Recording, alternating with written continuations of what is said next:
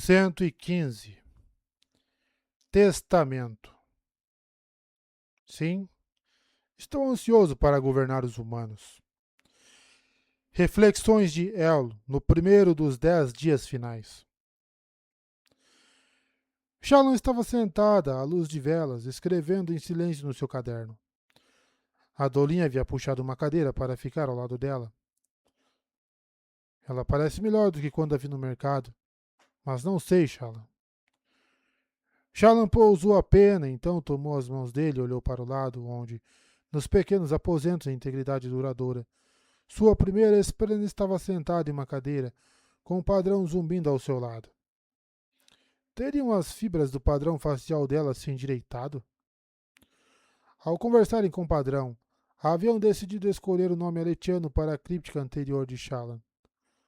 Um nome que combinava, até onde eles sabiam, com o significado do seu padrão individual. Testamento parece mesmo melhor, Atorim. Obrigado por falar com ela, disse Shalom. Maia estava sentada no chão, de pernas cruzadas, em um tipo de pose de guerreiro. Não havia se recuperado por completo, mas estava, sim, melhor. E, embora ela ainda não falasse muito, Shalom duvidava que muitos seres, humanos ou esprenos, houvessem dito palavras tão valiosas quanto as que Maia dissera no julgamento. Era possível afirmar, simplesmente em termos econômicos, que Maia era uma das melhores oradoras que já existira. Se alguém não ia falar muito, então era melhor que o pouco dito de fato significasse alguma coisa. Isso deu a eles esperanças de que qualquer coisa que Shalom houvesse feito a testamento tivesse como ser reparada. Vou tentar explicar tudo o que Mai e eu temos feito, disse Adolin, enquanto os esprenos de honra repicavam picos em algum lugar próximo. Mas a verdade é que acho que nenhum de nós sabe o que aconteceu de verdade, e eu não sou exatamente um especialista em tudo isso. Levando em conta os eventos recentes, acho que você é o único especialista. Charlie estendeu a mão e tocou o rosto dele. Obrigado, Adolin. Pelo quê? Por ser você. Sinto muito pelos segredos. Você me contou, depois de um tempo. Ele indicou a faca com a gema ainda não usada, que estava pousada ao lado do caderno aberto em uma ponta da mesa. O cubo que Braze havia enviado estava no outro lado. Os sinos estão tocando. É hora? Ele afastou a mão e situou junto à mesa. Adolin ficou em silêncio, esperando, enquanto observava Shannon levantar a face superior do cubo de Braze. Com a ajuda de Kelek, eles haviam conseguido abri-lo sem danificar o que havia lá dentro. Um espreno na forma de uma bola de luz brilhante, com um estranho símbolo no meio. Ninguém ali reconheceu a variedade do espreno, mas Rizzo afirmou se tratar de um Seon. Você está bem, Ala? Indagou Shalom. A pronúncia era algo como a lei. Estou, sussurrou o espreno. Você pode sair do cubo. Não precisa mais viver aí dentro. Eu deveria ficar? Não deveria falar. Com você? Com ninguém? Shalom olhou para Adolin. O espreno estranho resistia às tentativas de libertá-lo. Agia como uma criança que sofrera abusos. Outro item na lista de crimes de Mraze, pensou Radiante. Concordo, pensou Shalom. Radiante permanecera. Elas concordaram que, quando achasse o caminho certo, Radiante seria absorvida assim como o véu. Por enquanto, as feridas de Shalom ainda eram recentes. Praticamente sangravam. Mas o que ela havia feito finalmente permitiria que começasse a se curar. Ela sabia porque Padrão sempre tivera tanta certeza de que ela o mataria. E porque ele sempre agiu como um espreno recém-conectado quando ela começara a notá-lo no navio com Jasna. A resposta óbvia era verdadeira. Ele havia feito a conexão pouco tempo antes. E Shalom não tinha uma espada fractal, mas duas. Ela ainda tinha perguntas, coisas sobre seu passado que ainda não faziam sentido, embora sua memória não estivesse mais cheia de lacunas. Havia muito que as duas não entendiam. Por exemplo, ela tinha certeza de que, durante os anos entre matar Testamento e encontrar Padrão, seus poderes ainda funcionavam, mesmo que discretamente. Parte disso, disse Arakelek, tinha a ver com a natureza dos olhos mortos. Antes da traição, eles nunca haviam existido. Kelek disse achar que era por isso que Mreis o estava caçando. Algo a ver com a queda dos cantores e os cavaleiros radiantes, muito tempo atrás. E o aprisionamento de um espreno específico. Por favor, entre em contato com Mreis, espreno, sussurrou ela para a bola de luz. Está na hora. A esfera flutuou no ar e o que aconteceu em seguida levou apenas um momento. O globo de luz mudou para formar uma versão do rosto de Mreise falando com ela. Pequena lâmina, disse o rosto com a voz de Mreise. Confio que o ato tenha sido consumado. Eu consumei. Doeu demais, mas ela se foi. Excelente. Isso. Ela, pequena lâmina. Vel e eu somos uma só agora, Mreise, disse Shallan. Ela pousou a mão sobre o caderno que continha as coisas fascinantes que Kelek havia contado a ela sobre outros mundos, outros planetas, lugares que ele desejava desesperadamente conhecer. Como os outros arautos, Kelek não era totalmente estável. Era incapaz de se comprometer com ideias ou planos. Contudo, com uma coisa ele havia se comprometido. Queria sair de Roshar. Estava convencido de que Odium logo conquistaria o mundo inteiro e voltaria a torturar todos os arautos. Kelek faria praticamente qualquer coisa para escapar daquele destino. Houve uma longa pausa da parte de Mreise. Shallan, nós não agimos contra outros sangue-espectros, disse ele por fim. Eu não sou um dos seus sangue-espectros. Nenhum de nós era, não por completo. E agora estamos nos desligando. Não faça isso. Pense no custo. Meus irmãos? É isso que quer dizer?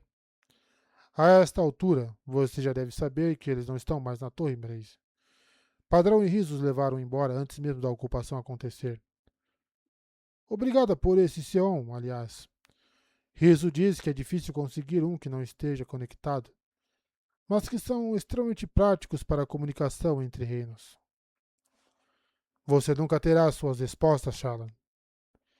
Eu tenho o que preciso, pode deixar, disse ela enquanto Adolin colocava sua mão reconfortante sobre a dela. Estive conversando com Kelek, o arauto. Ele parece achar que você o está caçando por causa de um desfeito. Ba Ado Mishra, aquela que se conectou com os cantores muito tempo atrás, dando a eles forma de poder. Aquela que, quando aprisionada, roubou a mente dos cantores e os transformou em parchemanos. Por que você quer a gema que contém Ba Ado Mishra, Mreise? O que planeja fazer com ela? Que poder os sangue-espectros procuram obter? Algo que pode prender a mente de um povo inteiro? Mreise não respondeu. O Seon, imitando seu rosto, pairava no ar, sem expressão. Voltarei à torre em breve, junto aos esprenos de honra que decidiram, diante das revelações recentes, se unir aos humanos, continuou ela. Até lá, espero que você e os seus tenham partido. Talvez, se vocês se disfarçarem direito, eu não seja capaz de rastreá-los. De qualquer modo, eu vou achar essa gema antes de você. E se você ficar no meu caminho, bem, será uma caçada divertida. Você não acha? Isso não vai acabar bem para você, Shallan. Você agora é inimiga da organização mais poderosa de toda a Cosmer. Acho que consigo dar conta de você. Talvez. Mas pode dar conta da minha mestra? Do mestre dela? Taidakar? Adivinhou Shallan. Ah, então você ouviu falar dele. O Senhor das Cicatrizes, como o Rizu chama. Bem, quando se encontrar de novo com esse tal Senhor das Cicatrizes, dê a ele uma mensagem da minha parte. Ele só vem aqui como um avatar, retrucou Meriz. Nós estamos muito abaixo do nível dele para ser dignos demais.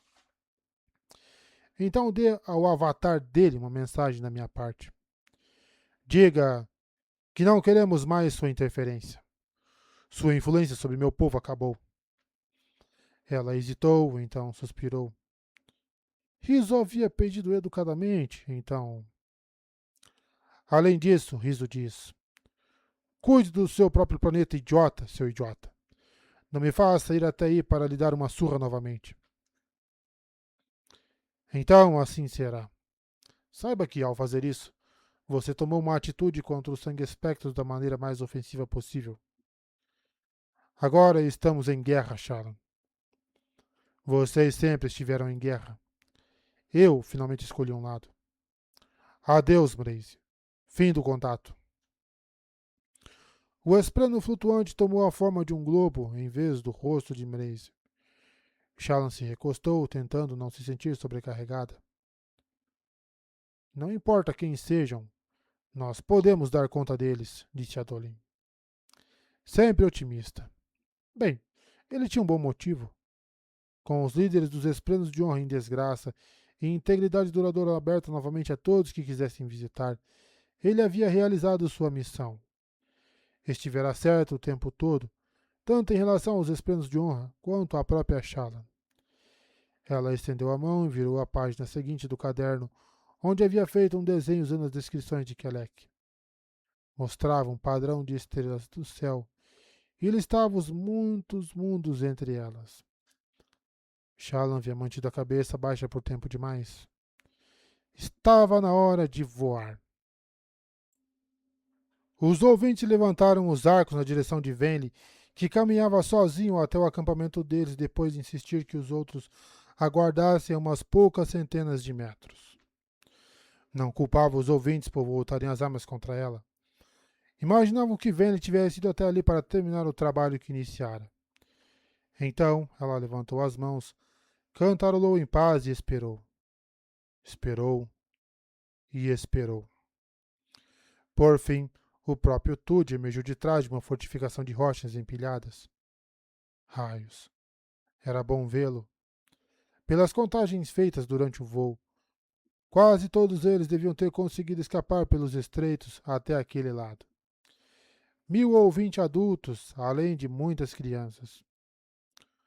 Tude, em uma forma bélica, se aproximou, mas parou antes de estar perto bastante para atacar. Venli continuou parada, cantarolando, sentindo aquela centena de arcos voltadas para ela. Aquela planície oriental, além das colinas, era um lugar estranho.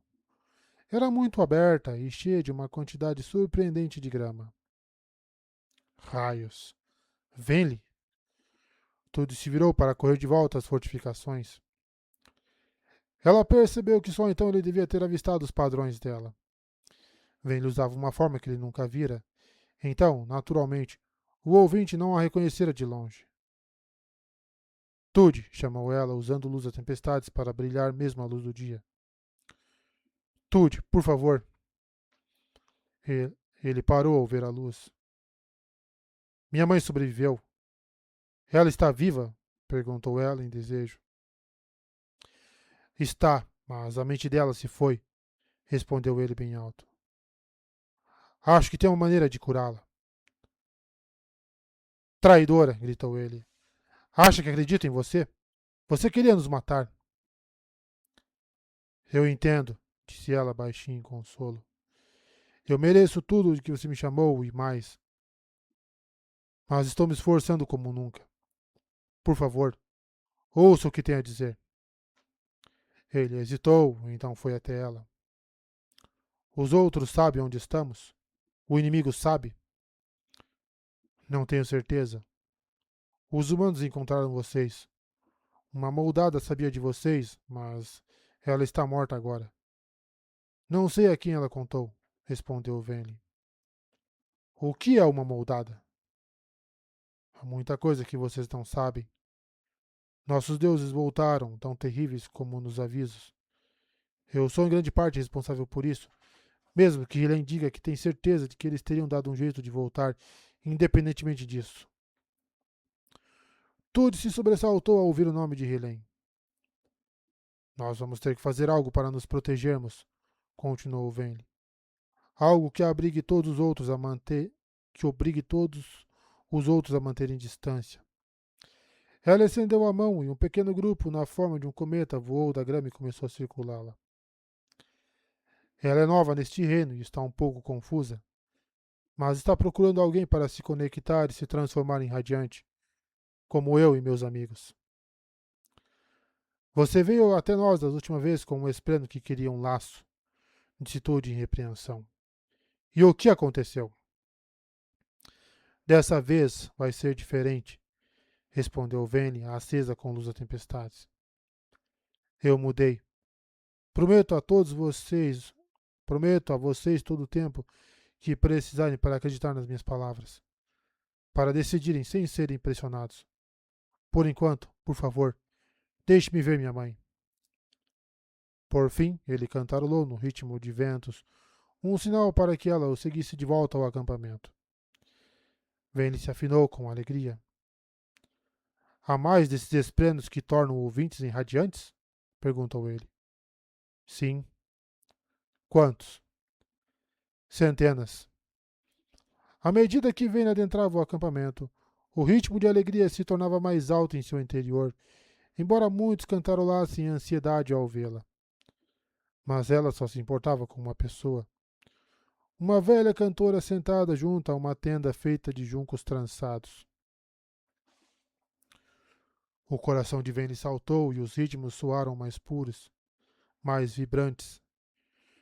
Jacqueline realmente estava viva. Vane correu para ela, caindo de joelhos diante da mãe, sentindo-se novamente uma criança. De uma maneira boa. Mãe, chamou. Jacqueline ergueu o olhar. Não havia reconhecimento na expressão da velha ouvinte. Sem ela, disse Tude, postando-se ao lado de Vane. Estamos perdendo as canções. Ninguém mais que as conhecia escapou. Está tudo bem, disse Vane, enxugando as lágrimas. Tudo vai ficar bem.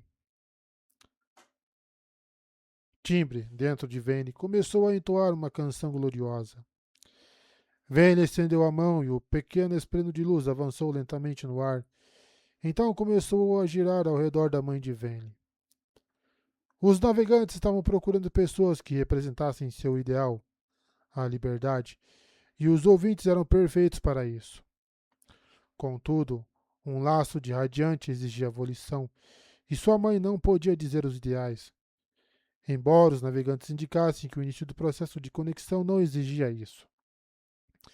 Eles também achavam que, se a mãe dela se tornasse uma radiante, seria curada, embora não tivessem certeza.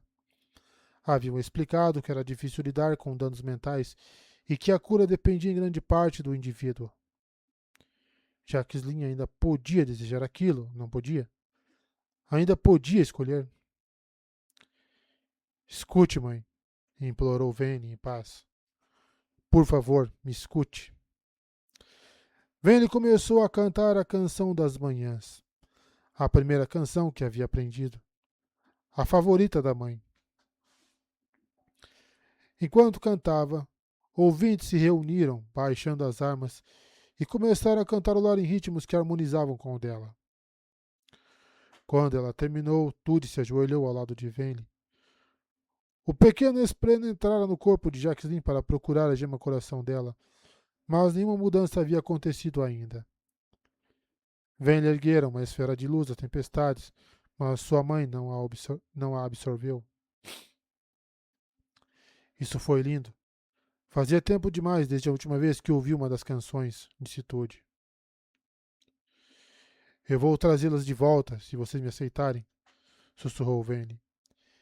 Entendo perfeitamente se não quiserem, Mas eu trouxe outros radiantes comigo, meus amigos, junto a alguns dos inimigos que escolheram desertar e se tornarem ouvintes. Tude cantarolou em ceticismo. De novo, se vocês me rejeitarem, é compreensível, mas pelo menos escutem os meus amigos. Vocês vão precisar de aliados para sobreviver nesse novo mundo, um mundo de manipuladores de fluxos. Não podemos seguir sozinhos como antes. Não estamos sozinhos, retrucou Toad. Acho que você vai descobrir que as coisas mudaram por aqui, assim como mudaram para você. Vê-lhe cantarolou em consideração. Então ouviu rocha raspando sobre rocha, ou garras sobre rocha. Uma sombra caiu sobre Vane, que se sobressaltou, erguendo os olhos para o pescoço longo e robusto, com uma cruel cabeça em forma de ponta de flecha. Um demônio do abismo, ali, e ninguém estava em pânico. Raios. Isso é... sussurrou ela. Foi assim que vocês saíram dos abismos naquela noite, durante a tempestade? Tude cantarolou em confiança. Antes que ela pudesse pedir respostas, algo a interrompeu. Uma voz. Vene. Vene, é você? Vene baixou o olhar e notou que os olhos da mãe haviam encontrado o foco que haviam. Suas palavras, Vene, disse uma voz distante e feminina na mente dela. Foram aceitas agora.